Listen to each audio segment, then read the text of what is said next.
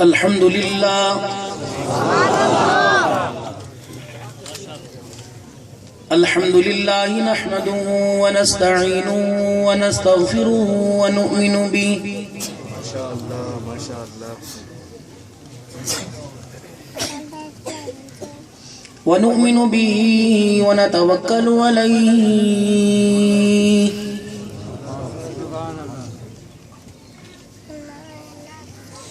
ونعوذ بالله من شرور أنفسنا ومن سيئات أعمالنا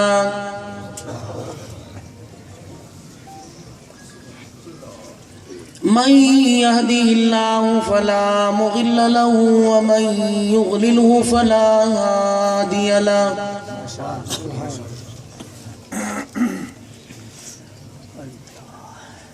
ونشهد أن لا إله إلا الله وحده لا شريك له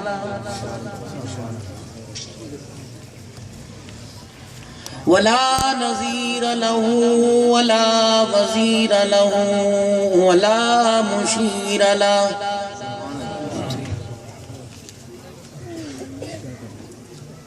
ولا معين له ولا مثل له ولا مثال له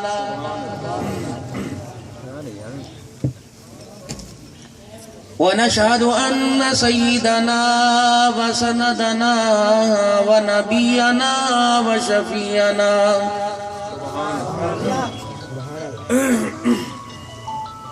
وهادينا ومرشدنا ومولانا محمدا عبده ورسوله أرسله بالحق بشيرا ونذيرا وصلى الله تعالى عليه وعلى آله وأصحابه وأزواجه وذرياته وأهل بيته وبارك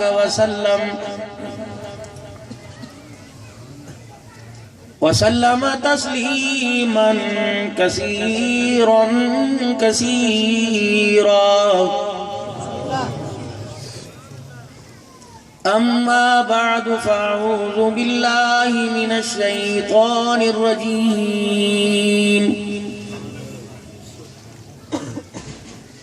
بسم الله الرحمن الرحيم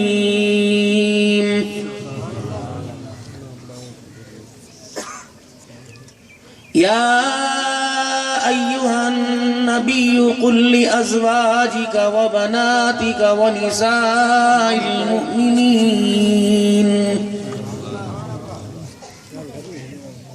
يدنين عليهن من جلابيبهن وقال الله سبحانه وتعالى إنما يريد الله ليذهب عنكم الرجس أهل البيت ويطهركم تطهيرا وقال الله سبحانه وتعالى لقد كان لكم في رسول الله أسوة حسنة آمنت بالله صدق الله مولانا العلي العظيم وبلغنا رسوله النبي الكريم ونحن على ذلك لمن الشاهدين والشاكرين والحمد لله رب العالمين. درود پاک. اللهم صل على محمد وعلى آل محمد كما صليت على إبراهيم وعلى آل إبراهيم إنك حميد مجيد.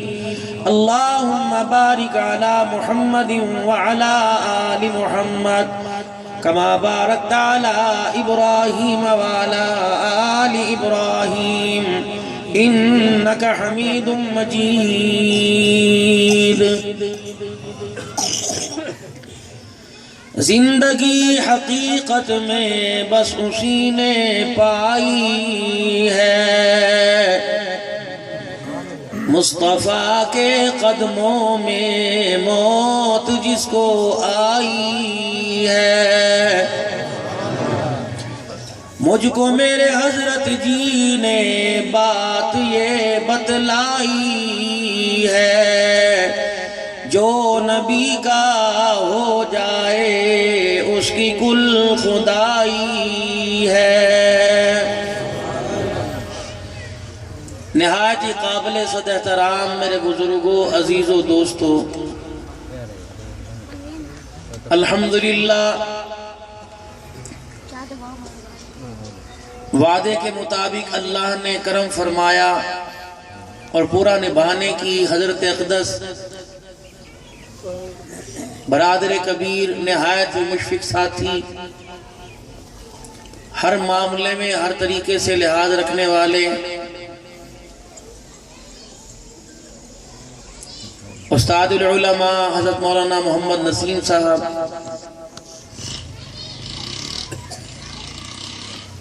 جن کا قلبی روحانی تعلق الحمدللہ میرا ان کے ساتھ وابستہ ہے۔ اللہ کریم اس محبت کو دنیا کی پریشانیوں اور آخرت کی مصیبتوں سے نجات کا ذریعہ بنائے۔ برادر کبیر حضرت مولانا قاری ابو ذر صاحب،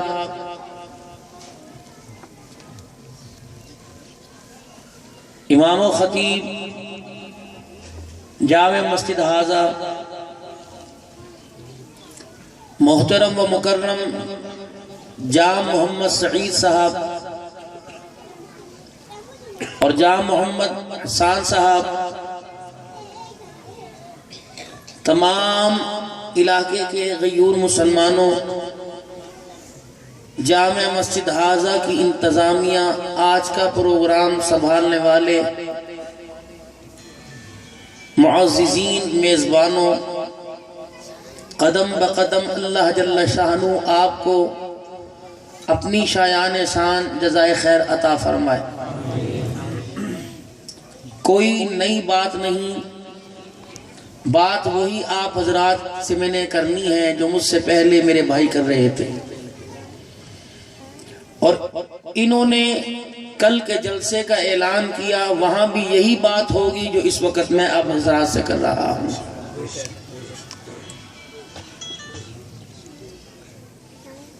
بعض حضرات کہتے ہیں کہ جلسوں کے کرنے کا کیا فائدہ ہے؟ اجتماعی طور پر کسی مہمان کو دوسرے شہر سے بلا کر اللہ اس کے رسول کی بات کی جائے تو ایمان والوں کی طلب بڑھتی ہے، اور آنے والے عمل کی نیت بھی کرتے ہیں اور ارادہ بھی کرتے ہیں، اور نیکی دل کے ارادے کا نام ہے۔ جب بندہ ارادہ کرتا ہے تو اللہ جل شانہ اس کو عمل کی توفیق بھی عطا فرماتا ہے۔ ہر بندہ ایک دوسرے کے بارے میں معذرت کے ساتھ اچھا خیال نہیں رکھتا، اور بہت جلدی سے اپنی رائے دینے میں آگے بڑھتا ہے، اور تنقید کا نشانہ بنانے میں دیر نہیں کرتا۔ اس سے کیا ہوگا؟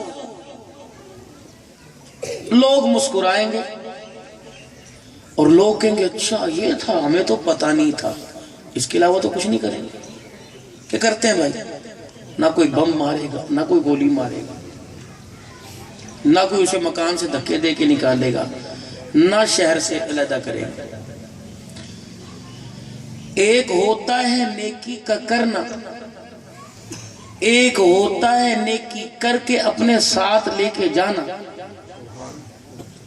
جب اس بندے نے یوں کہا بغیر تحقیق کیے، اور جو بات کر رہا ہے وہ بھی تحقیق شدہ نہیں کر رہا، اور اس کو اپنی بات کے کرنے پر پورا اعتبار نہیں، وہ بھی کہہ رہے میں نے سنا ہے، تو جتنے درمیان میں بیٹھے ہوئے تھے انہوں نے نیکی کی۔ عید الاضحیٰ کے موقع پر بڑا جانور کیا، انہوں نے نیکی کی، اپنے ماں باپ کی وفات پر احصال ثواب کے لیے 20-25 دیگوں کا اہتمام کیا، انہوں نے نیکی کی، فجر کی نماز کے لیے اٹھے، مسجد میں آئے اور نمازیں پڑھی، تسبیح جیب میں تھی، بار بار جیب میں ہاتھ ڈال کے نکال کے جو بھی ذکر کیا، لیکن اسے پتہ ہی نہ لگا کہ جو نیکی اس وقت تک اس کے ساتھ چل رہی تھی، اس نے کسی کے بارے میں بدگمانی سنی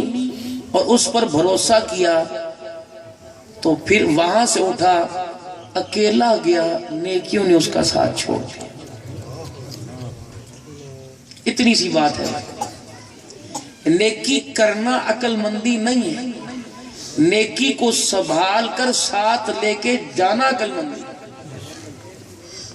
قیامت کا دن ہوگا، ایک نیکی کے لیے ترسے گا، کوئی دے گا؟ کون دے؟ میں دوں گا؟ آپ دو گے مجھے؟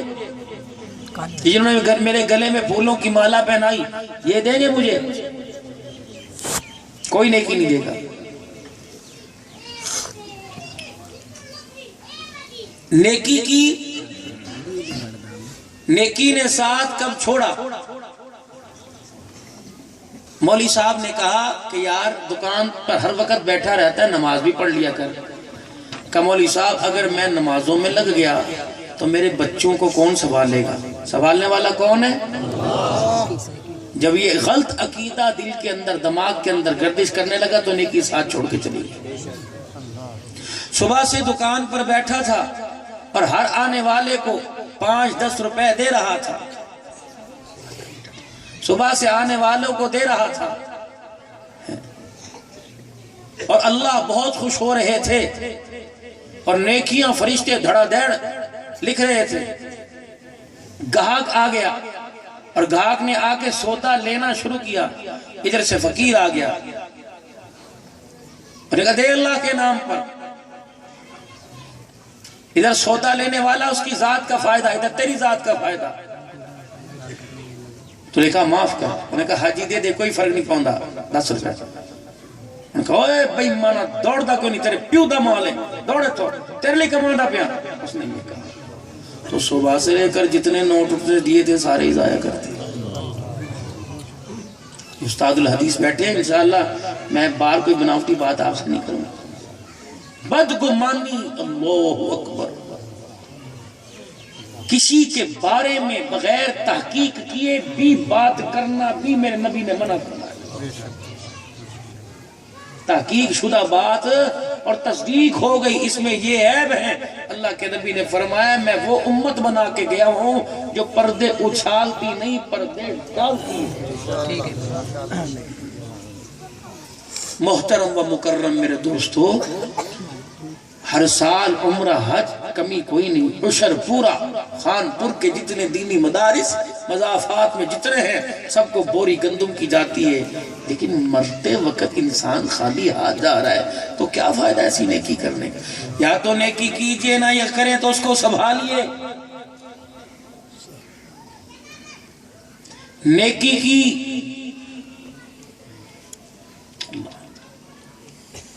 مدنی کریم صلی اللہ تعالی علیہ وسلم کا صحابی حضور کی خدمت میں آئے اور آ کے عرض کرنے لگے اللہ کے نبی مجھے بڑی پریشانی ہے۔ حضور نے فرمایا کیا بات ہے؟ کہ بڑے بڑے امیروں کو دیکھتا ہوں، بڑے بڑے لینڈ لاڈوں کو دیکھتا ہوں، بڑے بڑے مال خرچ کرنے والوں کو دیکھتا ہوں، کملی والے تیری مجلس میں آ کے تیرے قدموں پہ مال قربان کرتے ہیں، میں پچھلی سب میں بیٹھا دیکھتا رہتا ہوں۔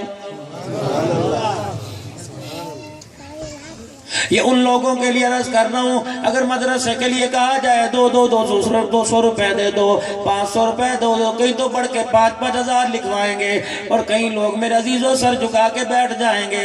خبردار خبردار انہیں کونی نہ مارا کرو, انہیں یوں نہ کرو تو بھی تو لکھوا دے. رب کعبہ کی قسم اس کے گھر کے حال کو تو نہیں جانتا, قبر اپنی مردہ اپنی قبر کے حال کو خود جانتا ہے. وہ تیرے سے زیادہ سمجھدار ہے, تیرے سے زیادہ عقل مند ہے. اگر اس کے دینے کی سمجھ نہ ہوتی رب کعبہ کی قسم وہ جلسے میں دکان چھوڑ کے نہ آتا. سبحان اللہ. تو نے دے کے کھو دیا, وہ نہ دے کے پا گیا. تو نے دیا اور دے کے کہا تو بھی چک لو. اس نے کہا یار بہ جا, کتھے لے کے جاویں گا اتنا مال. اس اللہ اکبر اس نے دل میں اپنی شرمندگی کو ظاہر کر دیا اور کہا تجھے کیا پتا 4 بچیاں میری بیٹھی ہوئی ہیں, تجھے کیا پتا گھر کے اندر میرے آٹا کوئی نہیں, تجھے کیا پتا بجلی کا بل آ گیا 2 دن اوپر ہو گئے. اللہ اکبر 10 روپے 100 روپے کی اوقات کوئی نہیں تھی, میں دے دیتا. لیکن اس نے تجھے شرمندہ کیا. اس نے اللہ جل شانہ کو رو کے دکھایا. اس کی شرمندگی پر, اس کے رونے پر اللہ نے جنت کا دروازہ کھول دیا اور تیرے شرمندہ کرنے پہ جنت کا دروازہ بند کر کے جہنم کا دروازہ کھول دیا. اتنی دیر لگی بھائی, 1 منٹ لگا, 1 منٹ.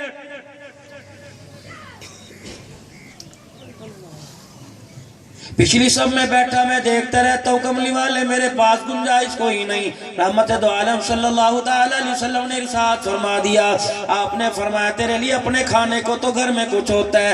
کملی والے کبھی مل گیا تو کھا لیا, نہ ملا تو کبھی شکوہ نہ کیا. لَإِن شَكَرْتُمْ لَأَزِيدَنَّكُمْ, اگر تم پروردگار عالم کی نعمتوں کا شکر ادا کرو گے, کھاتے کھاتے پہنتے پہنتے اوڑھتے اوڑھتے تھک جاؤ گے, نعمتیں ختم نہیں ہوں گی. وَلَئِن كَفَرْتُمْ, جہاں تم نے کفران نعمت کیا در در کا محتاج بنا دوں گا. موت ایسی حالت میں آئے گی کلمہ بھی نصیب نہیں ہوگا. نعرہ تکبیر, اللہ اکبر, نعرہ ختم نبوت, زندہ باد, خدمت صحابہ, زندہ باد. خدمت میں آئے کہ جی میں کیا کروں. آپ نے فرمایا گھر کے اندر روٹی پانی ہے, کبھی کا 1 بندے کا, کبھی 2 بندے کا, کبھی گھر والی کا, کبھی اکیلے کا.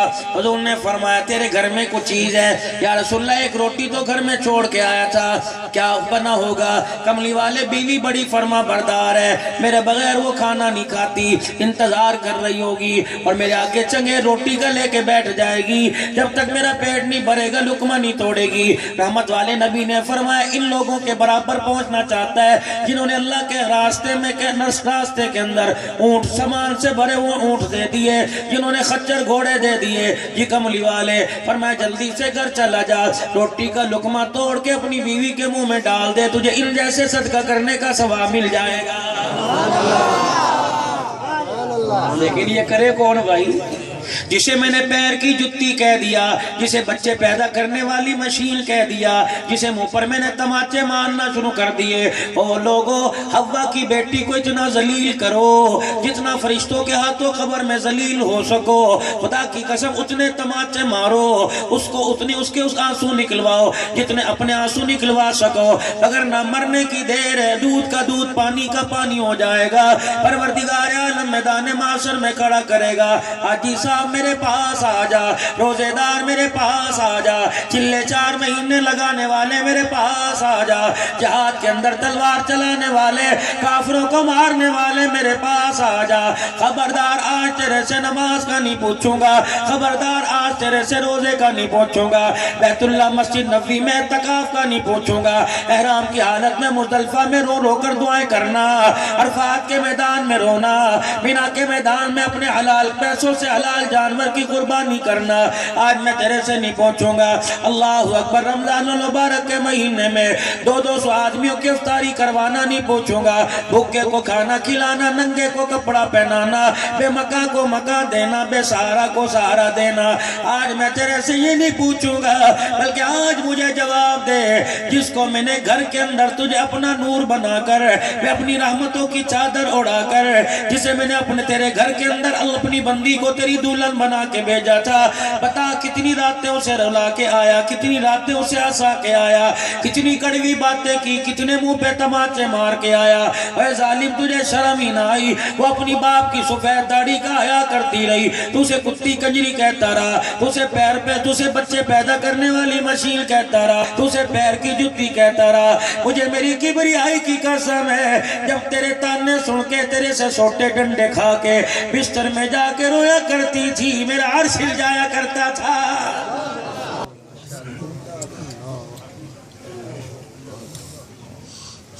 تیری بے آرامی کو آرام میں بدلنے والی، تجھے سکون دینے والی، تھکا ہارا آیا کرتا تھا، تیرے آگے ہاتھ جوڑ کے بیٹھا کرتی تھی، تیرے لیے کپڑے دھو کے استری کرنے والی، اور تو پنکھا، اللہ اکبر، رات کو سویا کرتا تھا، اٹھ کے تیرے پنکھا جلنے والی، تیری راحت کو پورا کرنے والی، 50 سال ایک بستر میں تیرے ساتھ سونے والی، جس نے اپنا آپ کو سب کچھ قربان کر دیا، تیرے پہ قرضہ چڑھ گیا، اس نے باپ کی کمائی کی چوڑیاں اتارنے میں دیر نہیں کی، اس نے کوکا ٹکا نتھ اتارنے میں دیر نہیں کی، اس نے پائل اتارنے میں دیر نہیں کی، گھر کا فریج بیچنا پڑا تیری دکان کے لیے، اس نے دیر نہیں کی، اپنے باپ سے جا کے آگے جھولی پھیلا کے تیرے لیے بھیک مانگنی پڑی، اس نے دیر نہیں کی، تو نے کہا کھڑی ہو جا، کھڑی ہو گئی، لیٹ جا، لیٹ گئی، بیٹھ جا، بیٹھ گئی، تو ایسی کمرے میں بیٹھا رہتا تھا، وہ جون جولائی میں رحیم یار خان پور کی گرمی کے آگے، چولہے کے آگے بیٹھا کرتی تھی۔ مجھے میری کبریائی کی قسم ہے، تو روٹی کھا کے کہا سالن چنگا نہیں پکا، روٹی پکاتے وہ ہاتھ توے پہ لگتا تھا، اس کے ہاتھ میں چھالا پڑتا تھا، میں عرش والا دیکھ کے مسکراتا تھا، کیونکہ مکے کے در یتیم نے، میرے کملی والے نے، میرے پیارے حبیب نے، سرتاج انبیاء نے، محبوب خدا نے، سارے نبیوں کے سردار نے اس کو جا کے اس کے کان میں کہہ دیا تھا، پردے کی حفاظت کرنا، خامد کی نہ شکری نہ کرنا، اللہ اس کے رسول کے احکامات کی پابندی کرنا، 5 وقت کی نماز ادا کرنا، جس نے مجھے نبی بنا کے بھیجا وہ رب پیغام دے رہا ہے، اگر ایسے اعمال پہ عمل کرتی آئی، مرنے کی دیر ہے، میدان محشر میں کھڑا نہیں ہونے دوں گا، دنیا کا میں حساب لوں گا، تجھے جنت کے 8 دروازوں سے آواز آئے گی۔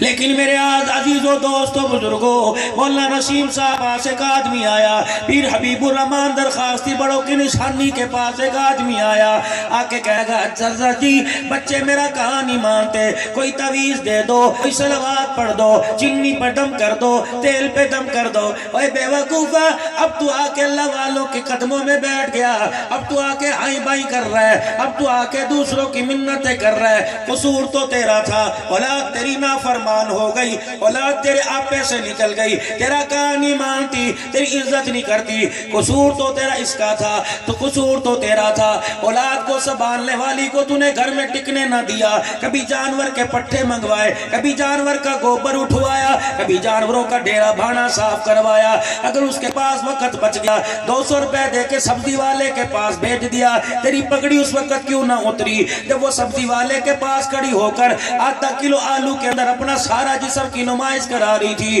اس وقت تجھے عزت دار کون کہہ رہا تھا؟ خانپور کے بازار میں رکشے کے اندر بیٹھ کے دائیں بائیں مرد بیٹھا ہوا تھا، درمیان کے اندر عزت، درمیان کے اندر تیری تطہیر عزت بیٹھی ہوئی تھی، اس وقت تجھے عزت دار، تجھے چودھری کہنے کا حق ہی کوئی نہیں تھا۔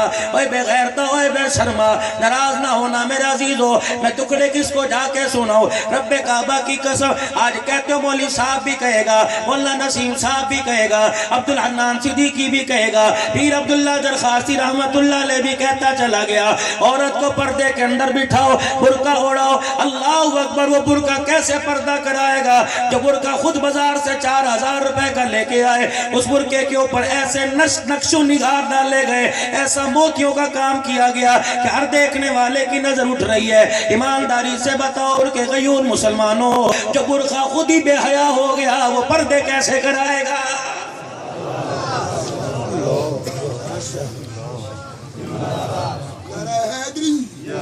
کوئی بات نہیں، کوئی نہیں، اور کوئی تو اللہ کا نام زبان پر آیا، اچھے جاویے سوچا کر، میں کہا بدگمانی نہ کیا، قصور اس کا نہیں، قصور تمہارا ہے، تم نے انہیں قریب ہی نہیں کیا، بولا نا